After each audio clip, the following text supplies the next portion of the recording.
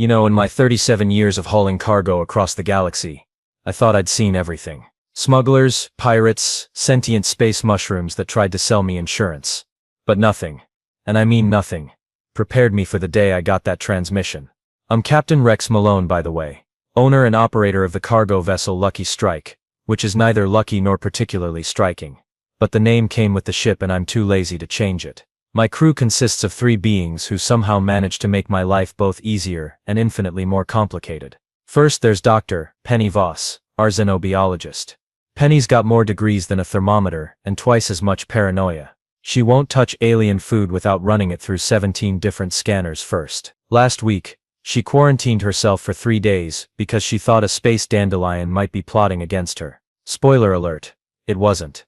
Then we have Tank Morrison, our weapons specialist. Tank's solution to every problem involves something that goes boom. Diplomatic negotiations. Boom. Mechanical failures. Boom. Someone asks him what he wants for lunch. You guessed it. He's got the enthusiasm of a golden retriever and the impulse control of a toddler with a rocket launcher. Finally, there's Myra, our ship's AI. She's programmed to be helpful, but somewhere along the way, she developed what I can only describe as a talent for sarcasm that would make a customer service representative weep with envy.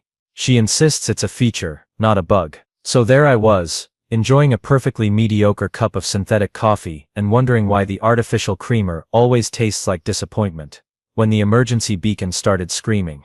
Incoming priority transmission from Galactic Research Station Omega 7. Myra announced in that tone she uses when she knows my day is about to get significantly worse. Put it through, I said, already regretting the decision. The hologram that flickered to life was of Commander Zeta Grimlock, a Altarian, whose species looks like someone crossed a praying mantis with a particularly stern librarian. She was practically vibrating with panic, which, for an Altarian, is like seeing a glacier break dance. Captain Malone, she said, her translator struggling to keep up with her rapid-fire speech. We have a Category X biological threat situation on Kepler 442b. The entire research team has gone silent. We need immediate extraction of the specimen before it escapes containment. Category X. I'd heard whispers about Category X classifications in the darker corners of spaceport bars. Organisms so dangerous that just looking at them wrong could end civilizations. Planet killers. Reality breakers. The kind of thing that makes hardened space marines wet themselves and request desk jobs. What exactly are we dealing with here? I asked, though part of me really didn't want to know. Commander Grimlock's compound eyes somehow managed to look even more terrified. We're not entirely sure. The last transmission we received from the research team mentioned something about humanity being, quote, the apex predator of the galaxy, unquote. Then nothing. Radio silence for 72 hours. Tank perked up from his corner where he'd been lovingly polishing his favorite plasma cannon. Apex predator. Sounds like fun. When do we leave? Immediately, Grimlock said. The specimen must be contained before it can spread. The fate of the galaxy may depend on it. And that's how I found myself setting course for Kepler 442b, wondering what kind of monster could make an entire research team disappear and questioning every life choice that led me to this moment. Little did I know, I was about to meet the most dangerous creature in the known universe. His name was Jake, and he was having the time of his life. Kepler 442b turned out to be one of those planets that looks like someone hit the generic alien world button in the universe's design software. Purple sky, orange vegetation, and the kind of breathable atmosphere that makes you suspicious because nothing in space is ever that convenient. The research station sat in a clearing like a metal pimple on the planet's face. Everything looked normal from orbit, which immediately made Penny nervous. She started running bioscans before we even landed. I'm detecting life signs, she announced, practically glued to her scanner display. Multiple species, but they're all clustered in what appears to be the station's recreational area. Recreational area? I asked. Since when do research stations have recreational areas? Since never, Tank said helpfully, checking his weapon charge for the 15th time. Sounds like a trap to me. I vote we blow it up from orbit. You vote we blow everything up from orbit, Mira pointed out. Yesterday you suggested orbital bombardment for a clogged drain. It worked, didn't it? We landed about 50 meters from the station's main entrance. The place was dead quiet, except for what sounded like laughter. And was that music? Penny suited up in full hazmat gear, complete with enough filtration systems to make her look like a paranoid robot. Tanks strapped on every weapon he owned, which was roughly equivalent to a small army's worth of firepower. I just grabbed my sidearm and hoped my life insurance was up to date. The station's airlock cycled us through, without incident, which somehow made everything more ominous. We followed the sound of voices deeper into the facility, past abandoned labs and research equipment that looked like it had been hastily shut down. The recreational area turned out to be the station's former cafeteria, which had been transformed into something that could only be described as the galaxy's most diverse hangout spot. Tables had been pushed together to create a massive seating area, where representatives from at least 8 different species sat in a circle, all focused on something at the center. And there, sitting cross-legged on the floor like he was at the world's weirdest summer camp, was the most dangerous organism in the galaxy. He looked like your average human college student, faded t-shirt with some band logo I didn't recognize, jeans with strategically placed holes, and flip-flops that had seen better decades. His hair was doing that thing where it couldn't decide if it wanted to be messy or styled, so it settled for both. "Oh hey," he said, looking up as we entered. His voice had that laid-back California accent that made everything sound like a question. "You guys here for the cultural exchange thing too?" The aliens around him turned to look at us with expressions that ranged from terror to something approaching religious awe. One of them, a Zephyrian whose crystalline features were practically glowing with excitement, gestured toward the human. "Behold," the Zephyrian whispered, "the apex predator in its natural state of casual friendliness. Observe how it shows no fear despite being outnumbered 8 to 1. "Apex predator?" the human asked, looking genuinely confused. "Dude, I'm Jake. I'm a sophomore at UC San Diego. I was just trying to get back to my dorm after spring break, when these guys accidentally beamed me up. Pretty wild mix-up, right?" Penny's scanner was going crazy, beeping like a smoke detector having an existential crisis. "Captain," she whispered, "the biological readings are off the charts. This organism's physiology is unlike anything in our databases." "What exactly makes him so dangerous?" I asked. A Vrethari researcher, whose species looks like a cross between an octopus and a nervous breakdown, tentatively raised one of its many appendages. "We have been studying human culture through this specimen's educational materials. The results are disturbing." Educational materials. I looked around and noticed several tablets displaying what appeared to be Earth entertainment. Jake grinned and gestured to the nearest screen. "Yeah, I've been showing them Netflix. We just finished watching this documentary series about World War II. They were pretty shocked that humans used to fight each other with that level of organization and technology. Then we watched some MMA fights, and I think I broke their minds a little. The Vrethari's chromatophores were shifting through colors I was pretty sure didn't exist in most species' emotional spectrums. The humans," it said in a trembling voice, "they fight each other for entertainment. And the audience cheers." "Well, yeah," Jake said, like he was explaining that water is wet. "It's fun to watch." Oh, and then I showed them this video of Felix Baumgartner's space jump. You know, the guy who jumped from the edge of space? They've been trying to process that for like 3 days now. I was starting to get a very bad feeling about where this was heading. "Jake," I said carefully, "what exactly have you been telling them about humans?" "Just normal stuff, you know? Like how we keep sharks and tigers as pets sometimes. Or how we eat food that's literally designed to cause us pain because we think it tastes good. Oh, and I mentioned how some humans climb mountains just because they're there, even though it might kill them." The silence that followed was the kind of quiet you get right before someone starts screaming. "You told them," I said slowly, "that humans voluntarily seek out danger for fun." "Well, yeah, doesn't everyone?" And that's when I realized we might have accidentally started an interstellar incident. Dr. Penny Voss, who had been quietly hyperventilating into her hazmat suit's oxygen supply, suddenly snapped to attention like someone had just solved the universe's biggest puzzle. "Oh my God," she whispered, her voice crackling through the suit's comm system. "Captain, I think I understand what's happening here. Please tell me it involves a simple misunderstanding and not the end of galactic civilization as we know it," I said, though my tone suggested I already knew which way this was going. Penny started pacing, which was impressive considering she was wearing enough protective gear to survive a nuclear winter. Think about it from their perspective. Most species in the galaxy evolved as prey animals or highly specialized predators. They developed intelligence as a survival mechanism, not as a tool for seeking out new and creative ways to almost die. Jake, meanwhile, had pulled out what appeared to be a bag of something bright orange and was casually munching on it. The smell hit us immediately, a combination of cheese and what I can only describe as weaponized spice. "Want some flamin' hot Cheetos?" he offered the nearest alien, a Kentarian whose fur was already standing on end from proximity to the fumes. "They're pretty mild, but they've got a nice kick." The Kentarian backed away like Jake had just offered him a live grenade. "The human consumes chemical warfare agents for pleasure," it announced to the group. "Observe how it shows no signs of distress despite ingesting capsaicin at levels that would hospitalize most species." Capsaicin. Jake looked at the bag thoughtfully. "Yeah, I guess these are pretty spicy. My roommate Dave can eat way hotter stuff though. There's this sauce called Da Bomb that's like 100,000 Scoville units. Dave puts it on pizza."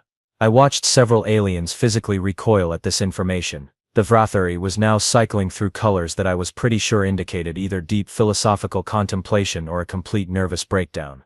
"Captain," Penny continued, "humans are the only known species that actively seeks out dangerous situations for entertainment. Think about it. Bungee jumping, skydiving, extreme sports, horror movies. We literally pay money to be terrified." "So," I asked, though I was starting to see where this was going. "So every other species in the galaxy sees those behaviors as evidence of either supreme confidence or complete insanity. To them, a creature that voluntarily jumps out of perfectly functional aircraft for fun must be the apex predator of its ecosystem." Jake had moved on from the Cheetos, and was now showing the aliens pictures on his phone. "This is my buddy Tyler base jumping off El Capitan in Yosemite. And here's me doing a backflip off a cliff into a lake last summer. Oh, and this is from when I went cage diving with great white sharks in South Africa." The temperature in the room seemed to drop several degrees. Every alien eye was now fixed on Jake with the kind of horrified fascination usually reserved for natural disasters. "You," the Zephyrian said in a voice barely above a whisper, "you deliberately entered the territory of apex marine predators. For recreation." "Well, yeah, it was awesome. You should see the size of their teeth up close." Jake swiped to another photo. This one here was probably 12 feet long. "Beautiful creature." Tank, who had been unusually quiet during this exchange, finally spoke up. "You know what, I'm starting to see their point. Remember that time you told me about humans who climb mountains without oxygen? Or that guy who crossed Antarctica on foot? That's not normal behavior, Rex," says the man who once tried to solve a mechanical problem by shooting it with a plasma cannon, Mira interjected. "That worked though." I rubbed my temples where a headache was forming. "So you're telling me that what we consider normal human recreational activities, the rest of the galaxy interprets as evidence that we're unstoppable killing machines?" "Not killing machines," Penny corrected. "Something worse. We're thrill-seeking chaos agents who treat mortal danger like a hobby. From their perspective, humans are the species that looked at the concept of survival and said, you know what would make this more interesting? Let's add unnecessary risk." The truth was starting to sink in, and it was somehow both hilarious and terrifying. Humans weren't feared because we were violent or aggressive. We were feared because we were completely, utterly, and enthusiastically insane by galactic standards. Jake, oblivious to the existential crisis he was causing just by existing, had started making grilled cheese sandwiches, using some kind of portable cooking device he'd apparently improvised from lab equipment. The smell of melting cheese filled the air, and several aliens began backing away further. "The human is now engaging in thermal food preparation," the Kentarian observed with scientific detachment that barely masked pure terror. "Note how it shows no concern for the potential burns from heated surfaces." "It's just a sandwich, guys," Jake said cheerfully, flipping the grilled cheese with the casual confidence of someone who had never considered that cooking might be dangerous. "Anyone want one? I found some pretty decent cheese analog in your food stores." And that's when the alarms started going off. The station's emergency lighting kicked in, bathing everything in that special shade of red that means your day is about to get exponentially worse. Mira's voice crackled through the comm system with her typical blend of helpfulness and barely contained irritation. "Captain, we've got incoming ships. Multiple vessels, various species, and they're all broadcasting the same message on loop. Something about surrendering the biological weapon before they're forced to take drastic action." "Biological weapon," I looked at Jake, who was still holding his grilled cheese sandwich and looking genuinely confused. "They're talking about you, college boy." "Me? But I'm just Jake. I study business administration, and I'm terrible at it. My biggest achievement this semester was not failing Intro to Accounting. Through the station's windows, we could see the first ships entering the atmosphere. The lead vessel was a Carathian dreadnought, which is basically what happens when someone decides a regular spaceship isn't intimidating enough and needs more spikes. Behind it, I counted at least 12 other ships from various species, all broadcasting increasingly panicked demands for our surrender. Penny was practically vibrating with nervous energy. How did they even know we were here? We haven't reported in yet. The Galactic Research Network has been monitoring all communications about the Category X threat, the Vrathari researcher explained, its chromatophores now displaying what I was pretty sure was the octopus equivalent of a panic attack. When we discovered the true nature of the human specimen, we felt obligated to inform the broader scientific community. What exactly did you tell them? I asked, though I was already dreading the answer. The Zephyrian researcher stepped forward, its crystalline features reflecting the emergency lighting in a way that made it look like a very apologetic disco ball. We may have mentioned that humans are a species that voluntarily enters combat with apex predators for entertainment purposes, and that they consume chemical weapons as recreational snacks, and that they have developed over 47 different ways to throw themselves from extreme heights while attached to various forms of inadequate safety equipment. You forgot the part about how they keep predators as domestic companions, the Kentorian added helpfully, and how they voluntarily subject themselves to horror scenarios for pleasure. Jake took a bite of his sandwich and looked thoughtful. Oh, you guys are talking about pets and scary movies. Yeah, I guess that stuff might seem weird if you're not used to it. My neighbor has this pit bull named Princess, who's the sweetest thing ever, but she looks pretty scary if you don't know her. And I love horror movies. Just watch this great one about a haunted doll that comes to life and murders people. The silence that followed was profound. Even the alarms seemed to quiet down out of respect for the sheer psychological impact of Jake's casual statement. The human, the Vrathari whispered, voluntarily exposes itself to psychological warfare designed to induce terror responses. For entertainment. And it maintains emotional bonds with creatures bred for combat, the Kentorian added. Well, when you put it like that, it does sound pretty metal, Jake admitted. But Princess isn't bred for combat, she's bred for belly rubs and stealing food off your plate when you're not looking. Mira's voice cut through the conversation with typical AI efficiency. Captain, the lead ship is hailing us. Admiral Crixthek of the Carathian fleet wants to speak with you immediately. Fair warning, he sounds like he's about 2 minutes away from ordering orbital bombardment. Put him through, I said, figuring this couldn't possibly get any worse. I was wrong. The hologram that materialized was of Admiral Crixthek, whose species looks like someone crossed a rhinoceros with a particularly angry filing cabinet. His 4 eyes were all focused on me with the kind of intensity usually reserved for targeting systems. Captain Malone, he said, his translator struggling with what sounded like barely controlled rage, you will surrender the biological weapon immediately, or we will be forced to sterilize this entire system. Biological weapon, I gestured toward Jake, who waved cheerfully at the hologram. You mean the college student? Do not mock us, human. We know what your species is capable of. We have seen the reports. Creatures that seek out mortal peril for recreational purposes. Beings that consume poison for pleasure, monsters that form emotional attachments to apex predators. Jake had apparently found some kind of hot sauce in the research station's supplies and was now drizzling it on his sandwich. The smell was making my eyes water from across the room. This is sriracha, Jake said conversationally to the nearest alien. It's pretty mild, but it's got this great garlic flavor. My ex-girlfriend Maya used to put this stuff on everything. Ice cream, pizza, cereal. She was hardcore. Admiral Crixthek's expression somehow managed to become even more horrified. It speaks of another of its kind. There are more of these creatures. More? Jake laughed.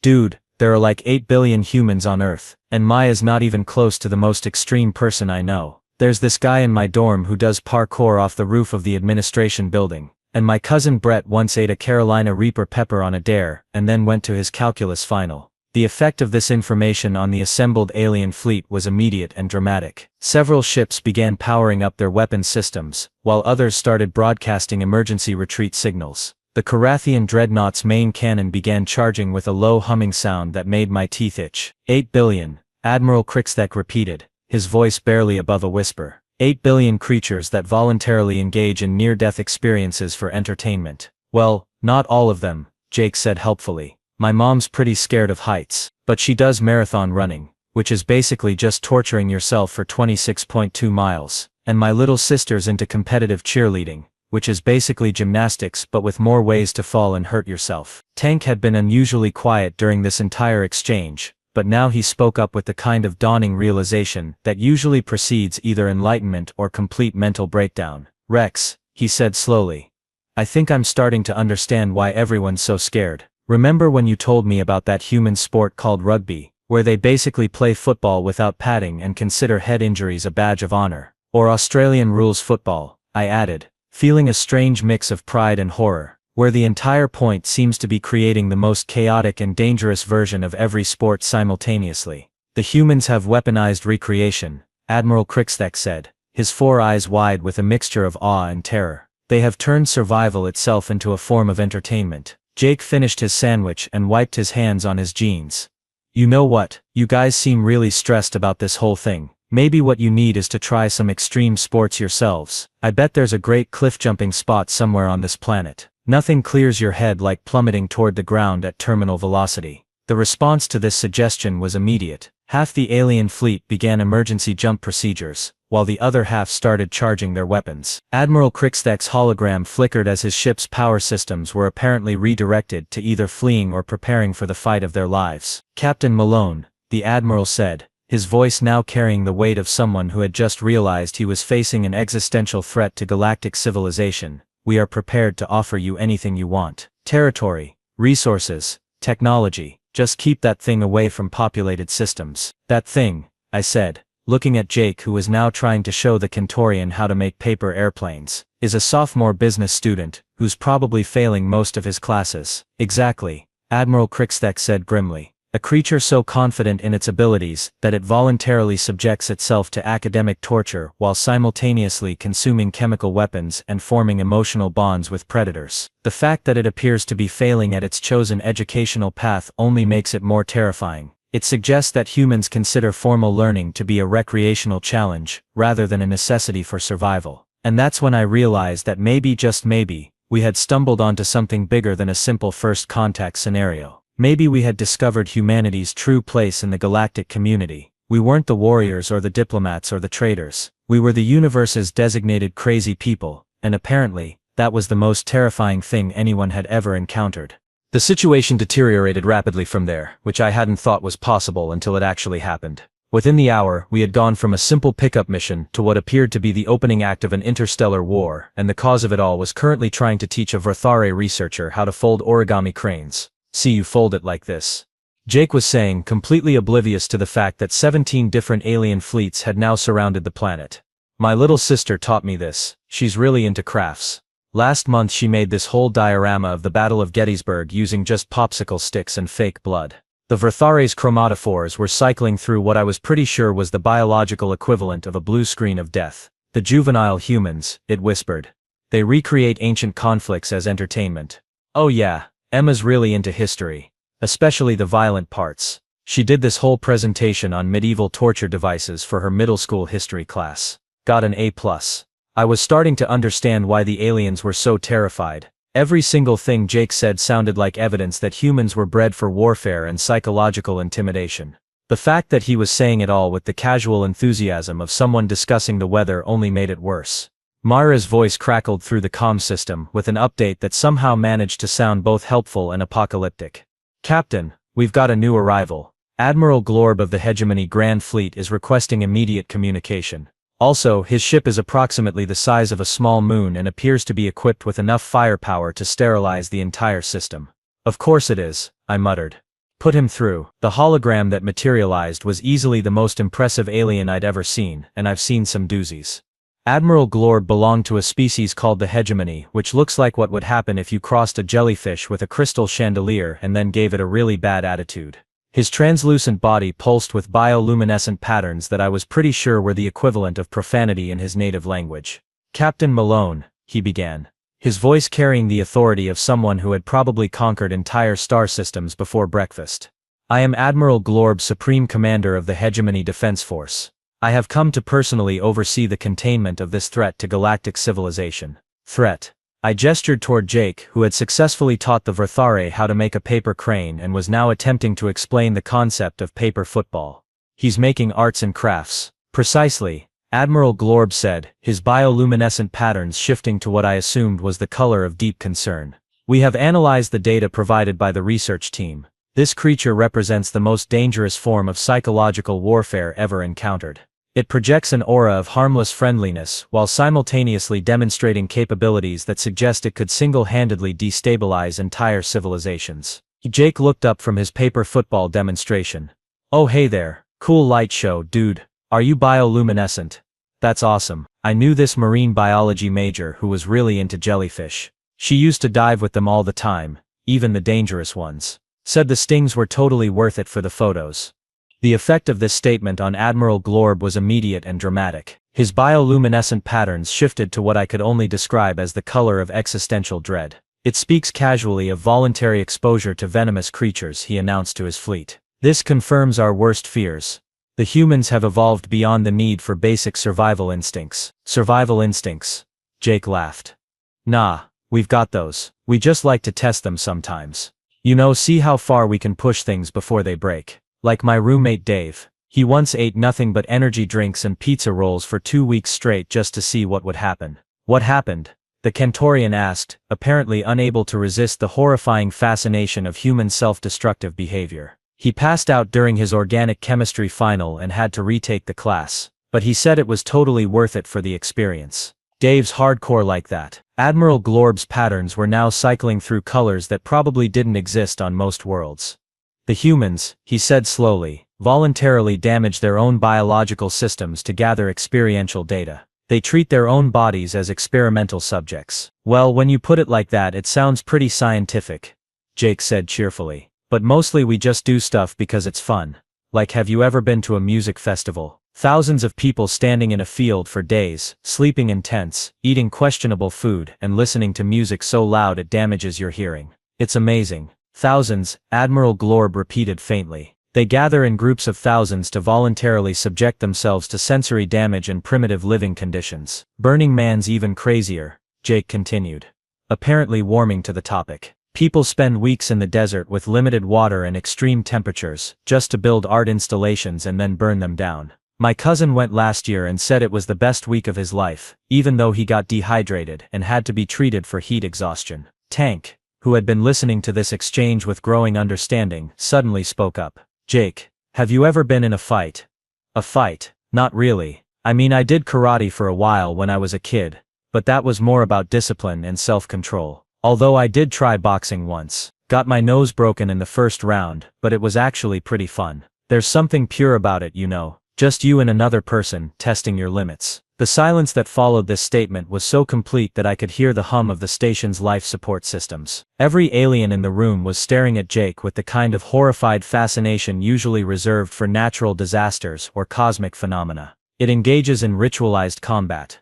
Admiral Glorb said in a voice barely above a whisper, and describes traumatic injury as fun. The human, the Zephyrian added, actively seeks out physical confrontation with others of its species for recreational purposes, and considers nasal fractures to be a positive experience, the Verthari concluded. Jake shrugged. I mean, it hurt, but it taught me something about myself. Plus, I got this cool scar. He pointed to a barely visible mark on his nose. Chicks dig scars, right? Chicks? Admiral Glorb asked, his patterns now cycling through what I was pretty sure were colors that violated several laws of physics. You know, girls. Women. The human mating ritual involves demonstrating that you can survive physical trauma and find it enjoyable. It's actually pretty straightforward when you think about it. And that's when Admiral Glorb made a decision that would change the course of galactic history. Captain Malone, he said, his voice carrying the weight of absolute authority, I am prepared to offer the human species a deal. We will provide you with an entire sector of space, complete with habitable worlds, advanced technology, and unlimited resources. In exchange, you will agree to keep your people contained within that sector and never, under any circumstances, attempt to spread your recreational philosophy to other species. That's actually not a bad offer, I said, though I was pretty sure there was a catch somewhere. There is one condition. Admiral Glorb continued. This specimen must be studied. We need to understand how a species can evolve such a complete disregard for personal safety while maintaining the intelligence necessary for space travel. The scientific implications are staggering. Jake looked around the room at all the aliens staring at him with mixture of terror and fascination. So let me get this straight. You guys want to give humanity a bunch of planets and technology because you think we're crazy. Not crazy. Admiral Glorb corrected. Evolutionarily impossible. Your species represents a fundamental contradiction to everything we understand about how intelligence develops. You are simultaneously the most advanced and most self-destructive species we have ever encountered. Huh.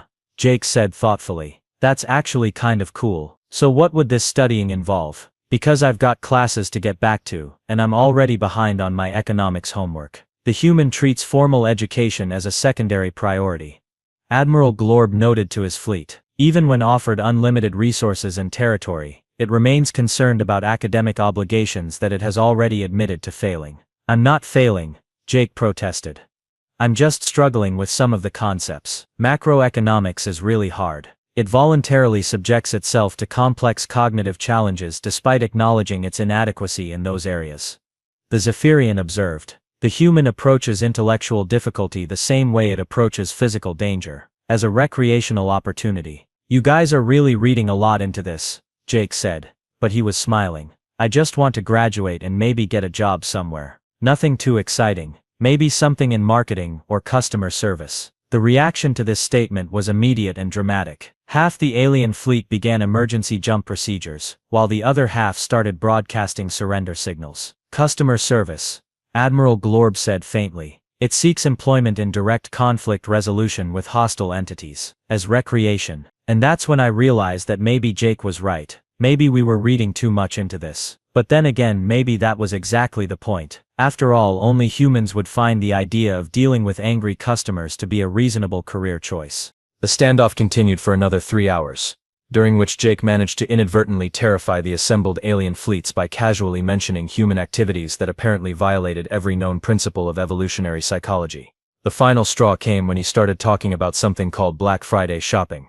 So basically, Jake was explaining to a group of increasingly horrified xenobiologists, millions of humans wake up at like 4 in the morning to stand in lines outside stores, and then when the doors open, they all rush in at the same time to fight over discounted electronics. People get trampled sometimes, but the savings are totally worth it. The humans, Admiral Glorb said in a voice that suggested his worldview was undergoing rapid reconstruction, they engage in mass combat scenarios over material goods that they could acquire without violence at a slightly higher cost. Well, when you put it like that, it does sound kind of weird, Jake admitted. But you should see my mom on Black Friday. She's got strategies, backup plans, spreadsheets. It's like watching a military operation, but for getting a good deal on a flat-screen TV. That's when I had what I can only describe as a moment of entrepreneurial genius. It hit me like a plasma bolt to the brain, and suddenly I could see the solution to everyone's problems spreading out in front of me like a beautifully choreographed business plan. Admiral Glorb, I said, stepping forward with the kind of confidence that comes from either brilliant insight or complete desperation, I think you're approaching this all wrong. Explain, he said, his bioluminescent patterns shifting to what I hoped was curiosity rather than impending violence. You're treating Jake like a weapon of mass destruction, but what if he's actually the solution to a problem you didn't know you had? Which problem would that be? Admiral Glorb asked, though several other fleet commanders were now leaning in with interest. Boredom, I said simply. Think about it. Your species have achieved interstellar travel, conquered disease, eliminated poverty, established galactic peace. What's left? What do you do when you've solved all the major problems and life becomes perfectly safe and predictable? The silence that followed was different from the terrified quiet we'd been experiencing. This was thoughtful silence, the kind that happens when someone presents an idea that's either brilliant or completely insane. The humans, I continued, have figured out how to manufacture excitement in a post-scarcity society. They've turned danger into entertainment, risk into recreation, and struggle into sport. They've solved the fundamental problem of advanced civilization, what to do when survival is no longer a challenge. Jake looked up from where he'd been teaching the Kenturian how to play rock, paper, scissors.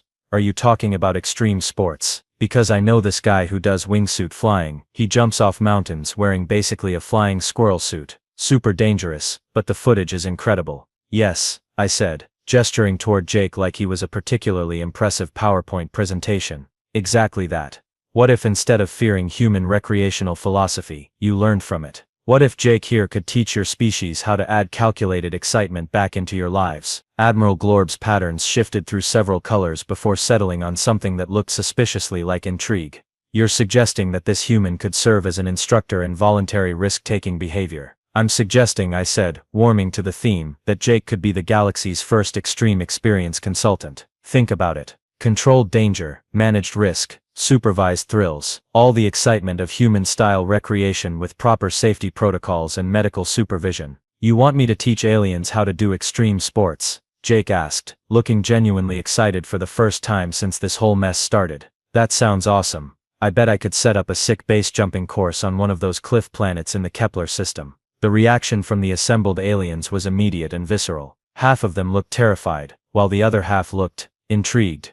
It was hard to tell with some of the species involved, but I was pretty sure I was seeing curiosity. The human proposes to establish facilities for voluntary near-death experiences, the Zephyrian said slowly, but with safety measures to prevent actual death. Think of it as I searched for the right words, extreme tourism. You could experience the thrill of mortal peril without the actual mortality. It's like virtual reality, but with real adrenaline. Admiral Glorb was quiet for a long moment, his patterns cycling through what looked like complex calculations. Finally, he spoke. This proposal has merit, he said. Our species have indeed achieved a level of safety and predictability that has perhaps limited our experiential range. The concept of voluntary controlled risk-taking as a form of entertainment is fascinating from an anthropological perspective. Plus, Jake added helpfully, I could start with some really basic stuff. Maybe some beginner rock climbing or introductory skydiving. You don't have to jump straight to the hardcore stuff like free solo climbing or volcano boarding. Volcano boarding? The Vrathari asked faintly. Oh yeah, it's this thing where you ride a board down the side of an active volcano. Super fun but probably not great for beginners. You'd want to work up to that. Admiral Glorb made what I assumed was a decision-making sound. Very well, Captain Malone, we accept your proposal. The human specimen will be relocated to a controlled environment where it can establish training facilities for voluntary risk-taking activities. Participation will be entirely optional, and all activities will be conducted under strict medical supervision. There's just one thing, I said, sensing victory but wanting to nail down the details. Jake's not a specimen. He's a business partner. This whole operation is going to be a joint venture between humanity and the galactic community. Humans provide the expertise in controlled chaos. Aliens provide the technology and resources. Everyone wins. And Jake added, I'm definitely going to need some help with the business side of things. Maybe you guys have some kind of galactic MBA program, because I'm really struggling with the economic stuff. Admiral Glorb's patterns shifted to what I was now certain was amusement. I believe we can arrange something. And that's how Jake Martinez, sophomore business student from UC San Diego, became the galaxy's first director of extreme experience management. Within 6 months, he had established training facilities on 12 different worlds, each one specializing in different levels of controlled danger. The Zephyrians, it turned out, had a natural talent for rock climbing once they got over their initial terror. The Vrathari developed an unexpected enthusiasm for whitewater rafting, though they insisted on wearing enough safety equipment to survive a spacecraft crash. The Kentorians discovered a love for hang gliding that bordered on obsession. Even Admiral Glorb eventually tried bungee jumping, though he insisted on having a full medical team standing by and enough backup safety systems to launch a space mission. He described the experience as transformative and immediately booked a follow-up session. Jake's operation, which he eventually branded as human-level thrills, experience life like you actually live it, became the most popular entertainment enterprise in the galaxy. He never did finish his economics degree, but as he pointed out, he was now running a multi-system business empire, so he figured he'd learned everything he needed to know about supply and demand. As for me, I became humanity's unofficial ambassador to the galactic extreme sports community, which is probably the weirdest job title in the universe but pays surprisingly well. Turns out there's good money in being the liaison between a species of adrenaline junkies and a galaxy full of safety-obsessed civilizations who desperately want to learn how to have fun without actually dying. The best part, Jake still makes grilled cheese sandwiches for anyone who visits his facilities. He says it helps put the aliens at ease before they do something terrifying like go ziplining or try indoor skydiving. And that's the story of how humanity accidentally became the galaxy's recreational drug dealers, except instead of chemicals, we were peddling pure, uncut excitement to civilizations that had forgotten what it felt like to have their hearts race for any reason other than medical emergencies. Not bad for a college sophomore who just wanted to get back to his dorm room.